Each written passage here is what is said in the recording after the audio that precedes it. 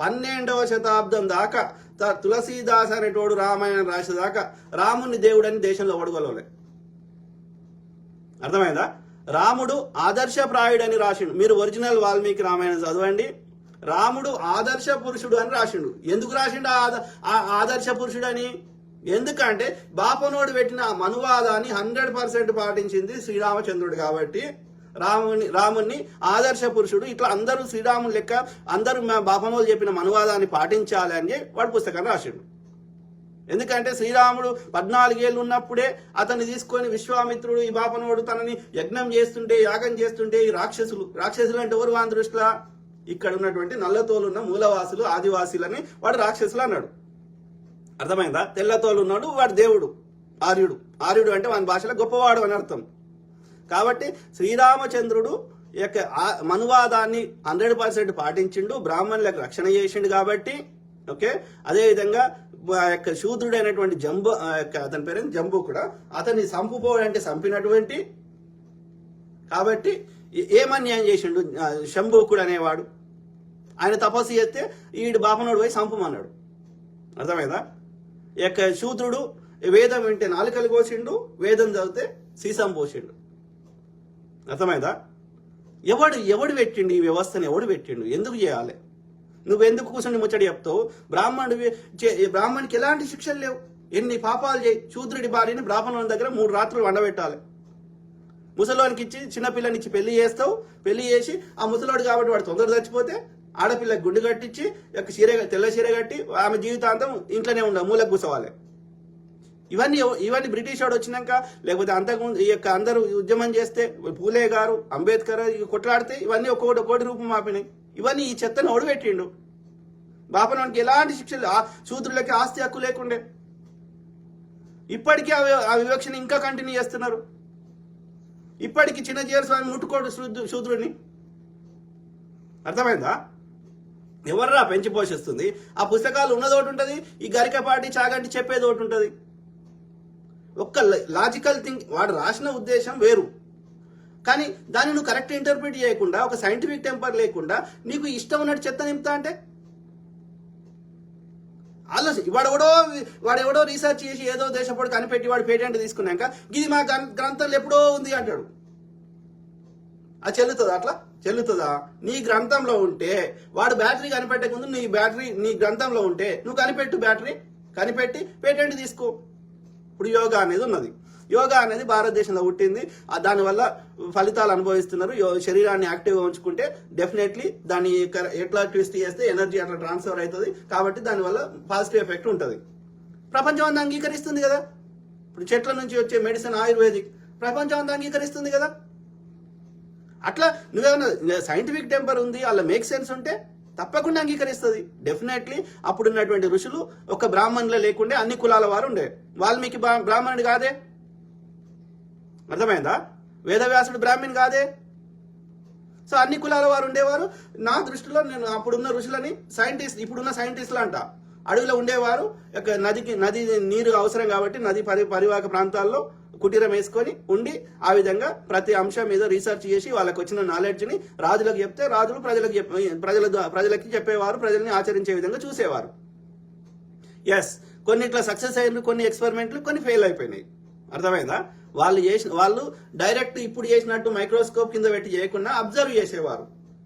అదే అర్థమైందా? ఆ విధంగా చేసి వాటి ఫలితాల ఆధారంగా వాళ్ళు రీసెర్చ్ చేసి చెప్పేవారు. చెప్పినప్పుడు కొన్ని వాళ్ళు సక్సెస్ అయ్యారు, కొన్నిట్లలో అవి రుడిమెంటరీ ఉన్నాయి, అవి సక్సెస్ కాలేదు. ఆ సక్సెస్ కాలేదు కాబట్టి అవి కార్యాచరణకు రాలేదు, వాటికి మనకి యూస్ఫుల్ కాలేదు. కాని వాటిని ఆ పుస్తకాలలో వాళ్ళు చేసినటువంటి హాఫ్ ఎక్స్పెరిమెంట్స్ తీసుకొని మా వాళ్ళు ఆల్రెడీ చేసిర్రు అది చెల్లదు కదా. నువ్వు ఆ యొక్క ఎవడైతే గెలీలియో టెలిస్కోప్ కనిపెట్టక ముందు నువ్వు కనిపెట్టి ఉంటే నీకే పేటెంట్ ఇచ్చేవాళ్ళు కదా. అట్లా చేయరు. ఒక సైంటిఫిక్ టెంపర్ ఉండదు. విసర్జక పదార్థాలను రాసుకో పూసుకో అంటారు. నేను ఓపెన్ ఛాలెంజ్ చేస్తున్నా, మళ్ళీ అడుగుతున్నా, ఏది బీజేపీ బీఆర్ఎస్కి సంబంధించిన వాళ్ళని కానీ, గరికపాటికి కానీ, చాగంటి గారిని కానీ, పరిపూర్ణానంద గారిని కానీ, ఎవరైతే అన్ని జీవుల లెక్క ఆవు ఒక జీవి, అర్థమైందా? దానికి ఎలాంటి పవిత్రమైనటువంటి గుణాలు లేవు. అప్పుడు ఈ యొక్క ఆర్యులు అనేవారు వాళ్ళకి జీవనాధారం ఆవుయే. ఎందుకంటే ఆవు పాలిచ్చేది. పాలు అనేది చాలా ఇంపార్టెంట్ కాబట్టి ఆవుని చంపితే వాళ్ళ యొక్క వాళ్ళ డిపెండెన్సీ పోతుంది. కాబట్టి ఆవును వాళ్ళకి ఏదైతే మంచి చేసే అవకాశం ఉందన్నదాన్ని దేవుళ్ళు దేవతలు అన్నారు. భూమి మంచిగా చేస్తుంది కాబట్టి, భూమికి కీడు చేయొద్దు కాబట్టి భూమిని దేవత అన్నారు. చదువు చదివితే నాలెడ్జ్ వస్తుంది కాబట్టి దాన్ని ధ్వంసం చేయొద్దు కాబట్టి ఆ యొక్క పుస్తకాలని, విద్యకు సంబంధించిన వాటిని సరస్వతి దేవి అన్నారు. ప్రకృతిని నాశనం చేస్తే దానివల్ల మనకు నష్టం జరుగుతుంది, మనం బతకడానికి ఇబ్బంది అవుతుంది కాబట్టి ప్రకృతి మాత అన్నారు, వనమాత అన్నారు. అర్థమైందా? సో ఆ విధంగా నది ఉంటే మనం బతుకుతాం కాబట్టి మన జీవనాధారం నది మీదనే ఆధారపడుతుంది కాబట్టి నదిని దేవత, గోదావరి, కృష్ణవేణి అట్లా దేవుళ్ళు గంగామాత అన్నారు. మంచి చేసిన వాటిని దేవుళ్ళు అన్నారు. ఈ యొక్క చెడు చేయకున్నా గానీ వీని ఆధిపత్యాన్ని అంగీకరించకపోతే వాళ్ళని దయ్యాలు, రాక్షసులు అన్నారు, అసురులు అన్నారు. బలి చక్రవర్తి ఏమన్యాయం చేసిండు? ఏమి చేయలే. ఎందుకంటే వీడికి ఈ ఆర్య బ్రాహ్మణుడికి వాడు అధికారంలో ఉండాలి, నల్లతోలున్న వాళ్ళని శూద్రులు అన్నాడు. అర్థమైందా? సో ఆ క్రమంలో ఈ చాగంటి, అదేవిధంగా గరికపాటి ఒక సైంటిఫిక్ టెంపర్ తోటి ఆ పుస్తకాలు ఉన్నది ఎంతవరకు నిజము అనేది ఒక విశ్లేషించుకొని చెప్పాలి. కానీ ఆ యొక్క ఏది పడితే అది చెప్తా అంటే, ప్రజల్ని ఇంకా అంధకారంలో నెట్టుతా అంటే కరెక్ట్ కాదు కదా.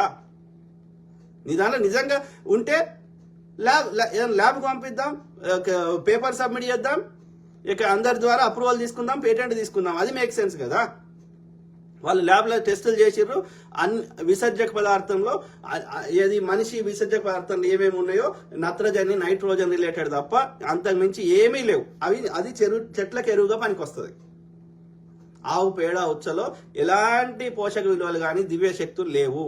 కాబట్టి దయచేసి నేనేమంటున్నా అంటే ఆ యొక్క మనకు విష పదార్థాలు అయినటువంటి ఏవైనా అవి తీసుకుంటే కిడ్నీలు, లివర్లు ఇంకా ఎక్కువ కష్టపడాల్సి వస్తుంది. శరీరంలో ఉండే మలినాలని అన్నిటినీ శరీరానికి దానికి పడని దాన్ని విషం అంటది. ఓకే, అట్లాంటి వాటిని క్లీన్ చేసేది ఒకటి కిడ్నీలు, ద్రవ పదార్థాలు అయితే కిడ్నీలు, అదేవిధంగా మిగిలిన అయితే లివర్ క్లీన్ చేస్తుంది. మనము వాటిని ఇట్లా అడ్డమైన ఇస్తే లివర్ పాడే అవకాశం ఉంటుంది, కిడ్నీలు పాడే అవకాశం ఉంటుంది.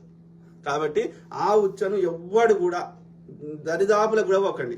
ఎందుకురా మరి నీ రామ్దేవ్ బాబా పతంజలిలో మరి ఇవేంద్రా ఆవు పేడ ఉచ్చ తప్పిల్లు ఏం లేదురా అంటే, అట్లా తప్పెందుకు చెప్పినవరా అంటే సారీ చెప్పిండు వాడు నిజంగా వాని లోపల వాదన ఉంటే, వానికి చెప్పింది కరెక్ట్ ఉంటే వాడు సబ్మిట్ చేస్తాడు కదా, ఇది ల్యాబ్ రిపోర్ట్, ఇది వచ్చింది, ఇది యూస్ఫుల్ అని చెప్పేవాడు కదా. సారీ చెప్పాల్సిన అవసరం లేదు కదా దేశానికి. సో కాబట్టి ఈ దరిద్రులు మనని 100 ఏళ్ళు వెనకకి తీసుకోవతా, మనం బ్యాక్వర్డ్ తీసుకోవతా, మన లోపల అంధకారం నింపుతా అంటే చూస్తూ ఊరుకోవద్దు. దయచేసి చెప్తున్నా, ఎవరైతే కుసుండి తినేటోళ్ళు, ఎవరైతే అడ్డదారుల పైసలు సంపాదించుకునేటోళ్ళు, ఏ పని ఒళ్ళు వంచన లేనటువంటి వాళ్ళు, అడ్డదారుల దోసుకునేవారు, వీళ్ళే మద్దతు ఇస్తున్నారు. వ్యభిచారిణులు వీళ్ళు మద్దతు ఇస్తారు. ఆ వ్యభిచారినికి కాళ్ళు లేవా, చెయ్యిలు లేవా, లేబర్ పని చేసుకొని బతుకోవచ్చు. మరి పొద్దుగాలు లేస్తే వరి నాట్లు వేసేవారు, అట్లాంటి పని చేసే స్త్రీలు మరి వాళ్ళు కాలు చేతులతో వాడుతున్నారు కదా, శరీరాన్ని ఒళ్ళు అమ్ముకుంటలేరు కదా. అదేవిధంగా చదువుకున్న స్త్రీలు, ఆలోచించే శక్తి ఉన్న స్త్రీలు, వాళ్ళు డాక్టర్ అవుతుండ్రు, ఇంజనీర్ అవుతుండ్రు, రాజకీయ నాయకురాలు అవుతుండ్రు, వాళ్ళు అమ్ముకుంటలేరు కదా. వాళ్ళు అమ్ముకోవాల్సిన అవసరం ఏమొచ్చింది? నీకు నచ్చితే, కోరిక ఉంటే, వాడికి అతనికి నచ్చి నీకు నచ్చితే కోరికలు తీర్చుకోవడం వేరు, ఫన్ కోసం అంతవరకు. అంతేగాని వాళ్ళు అమ్ముకోవడం ఏంది అంటే నువ్వు గంత నీచానికి దిగజారినావా? శ్రీరెడ్డి లాంటి దేవతలను అడుగుతున్నా అంటే నీ దగ్గర కాళ్ళు లేవు, చేయిలు లేవు, బ్రెయిన్ లేదని నువ్వే ఒప్పుకుంటున్నావు పబ్లిక్ గా. అంతే కదా శ్రీరెడ్డి, అవునా కాదా? బిడ్డను అక్క దగ్గర వదిలేసి, ఎంబీబీఎస్ చదివిన బిడ్డను వదిలేసి చెన్నైలో పోయి, లేకపోతే రోడ్ల మీద బట్టలు ఇప్పి ఏంది నీ బతుకు? ఆలోచించండి మిత్రులారా. సో కాబట్టి నేను చెప్తున్నా, ఈ యొక్క దోపిడీ చేసే మెంటాలిటీ ఉన్న వాళ్ళే బీజేపీకి మద్దతు ఇస్తున్నారు. అది టీడీపీ కావచ్చు, వైసీపీ కావచ్చు, జనసేన కావచ్చు, అదేవిధంగా శ్రీరెడ్డి లాంటి వ్యభిచారులు కావచ్చు. అర్థమైందా? లేదు అంటే ఈ కూసున్న దగ్గర ఎలాంటి కష్టపడకుండా డబ్బులు ఆశించేటువంటి బ్రాహ్మణులు కావచ్చు, పూజారులు కావచ్చు. అర్థమైందా? ఎందుకంటే అందరు పని చేస్తారు. షాల్ అయినా మగ్గం వేస్తాడు, కుమ్మరి అయినా కుండాలు చేస్తాడు.